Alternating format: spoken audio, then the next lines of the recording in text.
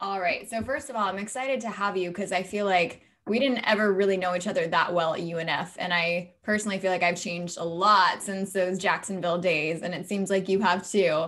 But yeah, I'm excited to have you. And I gave a bio about your basic introduction, where you're living now. But in your words, catch me up about what you're doing now and kind of how you ended up in Texas. So Austin was kind of random. Like I had visited a few times, was kind of over Florida. I'd been there quite a few years, loved this city, kind of what it was about, everyone in it. So it just seemed like a good fit. And having been here almost 2 years now, it's like truly like one of the first times it's like it truly feels like home, which I haven't experienced in a long, long time. So that aspect of it is so, so perfect. And what about it makes it feel like home? I think just like the people, probably more than anything. Like I just vibe so well. Like, and as cliche as that sounds, I just vibe with every single person I come into contact with. Like everyone's kind of on the same wavelength. Like it's all like, I don't know. It just has such a homey feel that doesn't feel like you're I forcing friendships ever, like not yeah. once. No, I don't think that's Which cliche is at hard all. to come by, you know. 100%. I've always said that. That's why I wouldn't want to personally travel alone, because to me, I think you can be in the best places in the world, but if you don't have good company to share it with, and of course you want like moments alone, but I just think the people you're with really do define what feels like home. And the older I get to, the more I don't care about the number of friends, but just like the quality of the people I have around me. And Austin seems like a place a lot of people are going, especially I know from California, so many people are moving there. So it's on my bucket list to check out for sure. Yeah, everyone's coming out here. So talk about your company a little bit. So you work for a company that's called Yeah I'm Black, which I already love because that's just cool and straight to the point and feel like very so I was bartending when I first moved out here, got laid off with COVID and everything going on, ended up finding a job at the Home Depot because it was like, all right, that's kind of like a means to an end kind of thing. And then I was looking for project managing gigs throughout, like since I started there. And the owner of the company, Lauren, who like oddly enough played soccer for my uncle at the University of Florida. So like I kind of knew her ish. She posted on Instagram one day, like, hey, looking for project managers for my company. Like, is anyone interested? And I hit her up. Long story short, ended up like kind of finding my niche with them. So yeah, we do Yeah I'm Black. Like we're mainly a social media business company, like coaching company, but we have a clothing side of things, and that's kind of like what I'm overseeing. And then slowly like easing my way into social media because that's like not really my space. Like I like social media, but I'm definitely not comfortable coaching people on like how to benefit their businesses doing it. Yeah. So like I'm learning that side of things, but then Yeah I'm Black is like she's mixed, like half white, half black, and definitely like is lighter skinned, has like really pretty like curly hair. So like growing up, she's kind of dealt with people like always looking at her being like, oh, well, what are you? Or like coming up to asking to touch her hair and shit. Like, oh my God. Like that kind of thing. So like she created like literally just printed shirts that were like, yeah, I'm Black. And people started like to resonate with that. And then like the yeah, I support Black lives. And like we have like quite a few different lines within that have just kind of taken off. And she never like really wanted it to be, it was never intentional to like, hey, let's make money off this. It was like, yeah, I'm Black. Even though I look this way, like I'm also Black, which like it was sparked during like the time that the riots were happening and everything, and like all the protests. So like it just kind of hit her like, hey, I need to be doing something right now. Like I've always dealt with this struggle, like, and now is the time to kind of take that on. So as a company, like we've started to kind of create just a communal based, like everyone that buys into it, like any product at all, we do monthly calls where like everyone's invited. We kind of sit and like have just more or less the tough conversations that people are not necessarily afraid to have, but like we have like white people, Black people, Asian, Hispanic, you name it. And everyone's just kind of like, oh, I dealt with this scenario here. Like, what do you guys think I could have done different? Or do you guys think I handled this well? Like, or like, hey, this is happening in my community. How do you guys think I could affect this positively? So it's like a really rad, just communal based, like lifestyle brand, clothing brand, whatever you want to call it, of like like-minded people who are just trying to like start that conversation with race And and progress it. That's really, really cool. And especially the people make a place concept. It seems like anyone in that company already comes in with the headspace of someone that you probably are going to connect with. Yeah. Are you naturally good at kind of, I know you said social media wasn't really your thing, but as far as just like telling someone ways to approach a conversation, are you like, you seem like you're good at something like that, but did that come natural for you?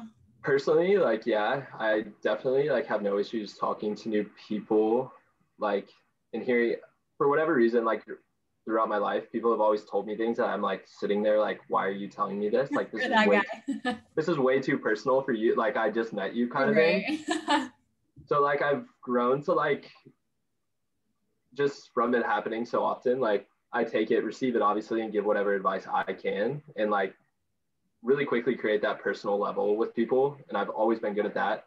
But like the social media aspect of it, like what I'm starting to understand, so much of like your business on social media is being super vulnerable and like letting people know like, hey, I understand that I am a business, but like it's so much more than just a business. And like, again, just being so vulnerable with that. And like, I've never viewed social media with that. Like, I've never put my feelings out there. It's always just me doing like kind of like fuckboy shit. Like, but like literally like here just getting after it with my buddies or like doing this bullshit. Yeah. But like my boss, she was like really, you know, really persistent with like, hey, you need to be real and honest with like who your viewers are and like what you're going through and stuff. Because my like rebuttal was always like, no one wants to hear this. They're on Instagram to like enjoy Instagram.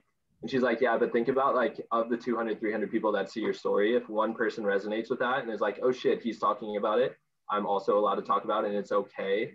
She's like, think about how good that is, like for that one person. Like, well, and I think like, who are you trying to reach? You know, like, are you trying to reach the people that don't give a shit about you? Or are you trying to reach the people that are like, this is a cool person, I want to hear what he has to say? And there's that balance between getting on social media to bitch about every little thing versus, hey, this is important and I want to talk about it.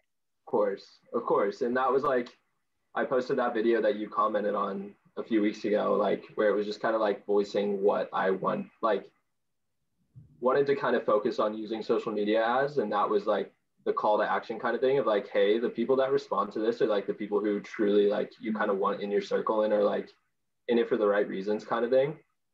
So that was really interesting to see the responses of that, because I was like, no one's going to respond to this. People are going to be like, what the fuck is this? What are you doing? And then immediately there was like, I got like 50, 60 comments, like hella DMs of people being like, yo, this is fucking awesome. Like, thank you so much for this. Like, I'm going to also start doing this. How do I start approaching this? Were you nervous at all before posting it? Dude, well, leading up to it, I had anxiety for like 3 days because like we had a date that we had to have it done by. And then the day of, like, I'm not even kidding, probably 8 hours of like just cutting and pasting videos of like being like, no, this is shit, or like getting halfway through a video and then be like, no, that's not it. Like, it's crazy how vulnerable we can be when we're just sharing something that's like, oh, I'm not super happy today, or this is something that's a little darker. And it's just like, are we expected to just be these like happy, perfect people all the time? Like, that's just so unrealistic.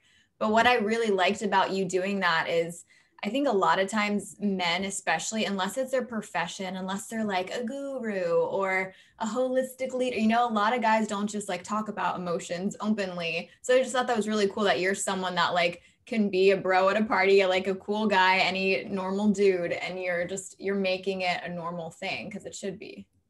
Yeah, that's like, and that was like kind of the thing too that was hard and weird for me, because I've always journaled like from an early age. Like that's been something I've done, is like I've always been relatively in touch with like how I'm feeling about things, or like at least putting it on paper and being like, okay, this is what I'm feeling, this is maybe why I'm feeling it. But I've never like sharing it with people was never something I did, because again, I've always been kind of under the mindset of like no one really fucking cares, which like I've started to slowly realize is kind of something I need to dive into more for sure, because again, it's so much healthier to have those conversations with people. But like definitely it was so eye-opening, like sharing it and being like, oh shit, like other people are going through this, and two, it's helping other people. Like it's not something that like necessarily just it's good to understand personally, but then to talk about it is such a different, like, it just opens it up so vastly. Like, feels good, right? It was incredible. You almost feel like you're validated a little bit to know that it's just not you going through it. And that's what I always try and remember when I'm like, oh my God, I feel like I'm a crazy person. I'm like, no, I know that my roommates have felt this way. I know my best friends have felt this way. And one day in particular, I got like so many random messages from friends that were like, I just had a panic attack, or like, I'm feeling awful today. And I was just like, holy shit, it's literally everywhere. And as bad as this past year was, I think it was necessary for a lot of people to separate, like I've said this before, but separate their career from who they are. Because I think so many people think that you're just worth what your paycheck is. And that couldn't be farther from the truth, in my opinion. Yeah, I think a lot of people probably were so used to like diving into the 40-hour grind of like, okay, 40 hours of your week spent at the office with your coworkers, that like, and it's easy to affiliate yourself with that because you're spending so much time doing that. You go home, maybe disconnect from it a little bit, but then like you wake up the next morning and it's right back into it. And then when you're forced to have that alone time at home, like where you're like, oh shit, I'm actually able to get my work done in 3-4 hours. And then you just have the rest of the day with just yourself. You're like, oh fuck, there's so much more. Yeah, like there's so much I've just been like kind of able to mask through work that like I haven't faced because I haven't really had to, that you're then like not necessarily forced to like face, but definitely it's at least brought up and you notice it. And I mean, obviously share whatever you're comfortable with, but is there anything, any in particular lesson that you did learn that you were like, oh, okay, I do that, and that you implement now? Maybe not necessarily that like I did do, but I definitely like have come to the realization that there were a lot of things that I was like failures in my past that I was so like kind of glued onto that like hindered me from starting new opportunities because I was like, oh, I fucked up then, like just like kind of afraid to commit kind of thing. That definitely hindered me moving forward and progressing, because I think that's like why I've moved around so much, because like it was just like I don't want to get too attached to something because like I didn't really have a true identity. So I could move and then it's like, oh, here's a new identity to start kind of thing, and then I would move and then like here's a new one again, and then like so on and so forth. Do you think you cut it off before people could get too close to the identity too? Yeah, exactly. So like I was, yeah. And then I've like slowly started to realize like I definitely just needed to focus in on those kind of things and like who I was and what I was. And again, like I think growing up and playing soccer, like soccer was my life forever and ever and ever. And I didn't have anything else other than that. Yeah. And then when that ended abruptly, it was like, oh, who the fuck am I kind of thing. So I just bounced around and like tried different careers, tried different places, tried different cities, friends, you name it, to like just avoid like kind of focusing in and like realizing who I was and what I actually was about.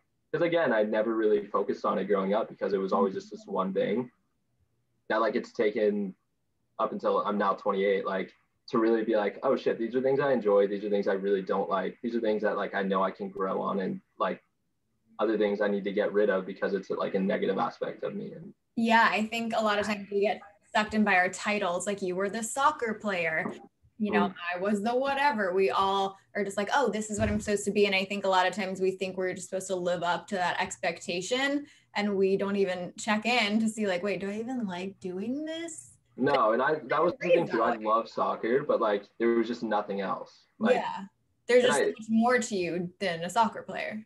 Exactly. And I never really explored any of that. And so when it came time to explore it, I definitely wasn't prepared or ready for it. And again, like up until like the last 6 months has been something I've like actually started to break into and be like, oh wait, so maybe the failures that I felt like I had as a soccer player like played into the things I've been struggling with, you know, the last 6, 7 years, because I wasn't able to like separate the two. It was like failing at soccer wasn't me failing as a person. Right. That was just like a version of me that did fail. Well, I feel like I failed or whatever. And then it was like trying to just separate those two things of like, okay, that happened. That was fine. learn from that, and then like kind of grow as a person moving on forward. Do you think So you could look back now and say it wasn't a failure? Maybe it was just like, I just so 100 cliche, but like a redirection. literally finally, like, yeah, like as of very recently, finally, yeah. And you were saying earlier, and it's kind of a heavy question, but you were saying like, I'm trying to figure out who the fuck I am. So who the fuck are you? See, so I'm like still figuring that out, obviously, like coming into this company and like being involved with different race, like with race in general, and like just people's struggles kind of like what they've dealt with growing up. And like that's something I've always been good at, is like hearing people talk and, you know, listen to their struggles and be like, oh, this is how I think I would handle it, or like things you could look at differently. So like I've kind of like found a purpose with this in this niche. And it's also like my boss, she has been like, Lauren has been, again, like I've known her and we were friends before, but like she's very focused, like hyper focused on us growing as people as opposed to the business. She's like, fuck the business kind of thing. Like if you're growing as a person, you're going to make my business better. Can I work for her? That sounds awesome. Dude, it's insane, like actually. And so like being forced to like explore certain parts and like being hit with certain questions and her just being like, no, you have to answer this, where normally I'd be like, no, I'm not going to talk about this, has really just like started to progress. Like I've been able to progress like just insane amounts in a very short amount of time, where I'm like seeing different life like experiences and being like having a different mindset, to be honest. And it's been wild. So like I've just kind of found my purpose with this, and like a lot of our proceeds are going to certain like communities, and like we have a bunch of different ambassadors, basically like people who want to support us, and everyone has like discount codes for like 30-40% off, you name it. And so every time like they make a sale where someone uses their name for it, we pay them for like the sale. And then like we're more or less like, hey, I want you to reinvest that money in your community to where like it's helping people of color, or just like, yeah, really anyone that needs it. So like we just have like so many stories of like, there's this really good example of it. This girl, Julie, she lives out in California right now. She's in the Navy, like a captain in the Navy or something. I might have misspoken. She's like way up there, killing it. And there's a neighborhood that's being gentrified like so heavily, so quickly, to where they only have one really shitty grocery store that has like basically no produce. Like she's like, when you walk into this place, you're like, there's no way. So like it's more or less like a glorified convenience store. oh yeah, And so there's this old lady who has this massive community garden with all these fruits and veggies. But again, like it's a lower income area, so she like doesn't really have the resources to keep this thing up. So Julie's like, everything I'm earning from this like is going right into that community. Like that's amazing. And so like you're hearing all these people like doing really rad things through something that we're growing kind of. And it's just like every day is like, all right, like let's get after it so we can help these people. Like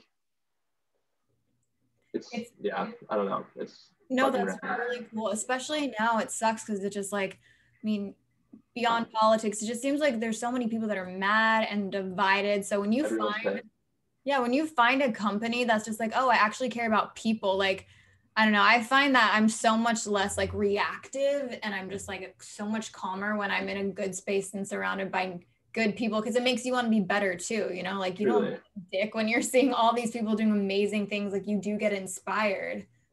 Yeah, and that's like kind of the thing too that's cool about it, is like we have white people who are ambassadors who literally come on the calls and are like, look, growing up, I like never realized my privilege, and like the fact that I was saying like the N-word and all these songs and like making like racist comments and stuff without really realizing it, because again, like what you're brought up in, you're just not taught that that's wrong. You know what you know. Yeah, and there's nothing wrong with that, but they're able to come on these calls and like kind of state that, and like hey, I feel so much better like telling everyone this.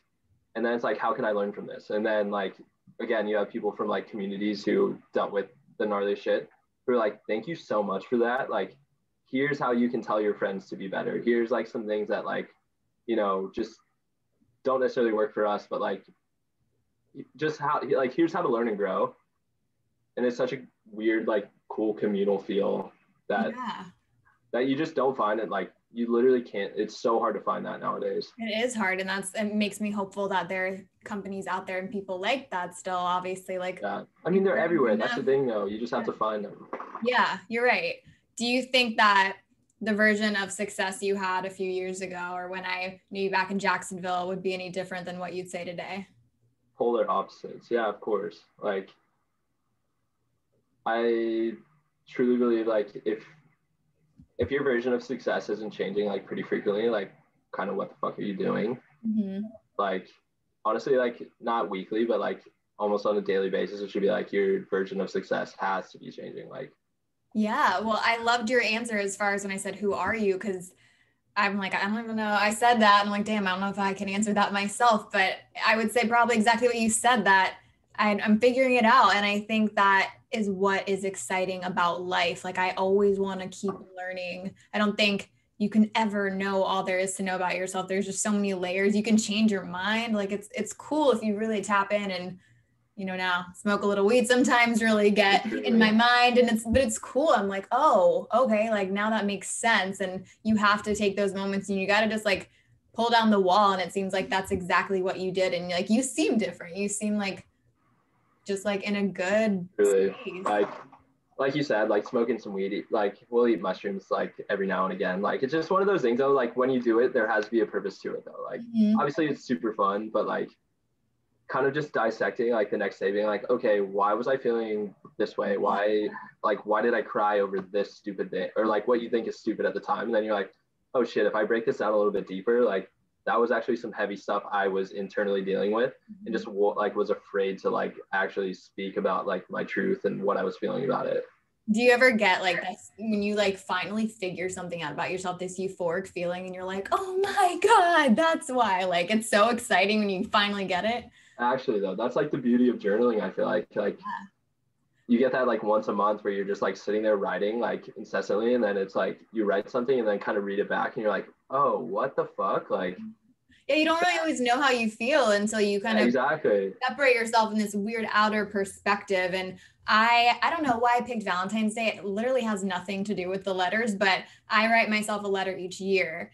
And I don't even remember. Typically, I'm like somewhat familiar with what I said. I have no idea what I said in my last letter. So I'll open it up on Valentine's Day. But it is always cool to be like, oh, I'm like, because a year I feel like is just enough time to change so much, especially this last year. But like, it's still you didn't change drastically where you're unfamiliar with the thoughts you were having. But you're awesome. And I really appreciate you doing this. I'm going to plug your social media where they can find the company to Yeah I'm Black and check it out and hopefully support, because I really am absolutely the more the merrier, truly. Like we're trying to, it's again like more of a communal thing than anything. Like we just want to bring people in, grow people while we're doing it, like grow the communities that everyone's involved in. Like that's the main goal. It's fuck the clothes, fuck everything else. It's like, let's bring people together and again, just create a community of people to feel comfortable talking about the things they may feel uncomfortable about. And we all grow from it. And just having a purpose, like what more could you want than just fulfillment in your soul, like let's all figure it out together, truly. Like the world will be so much better if we're all just like comfortable figuring this shit out together. Well, I'll let you go until I can come out there and visit, because I know everyone says that, but I actually want to do that when the world is safer. So whenever. Keep in touch, and thank you again. Of course, I appreciate you. I'll talk to you later. Later. Bye.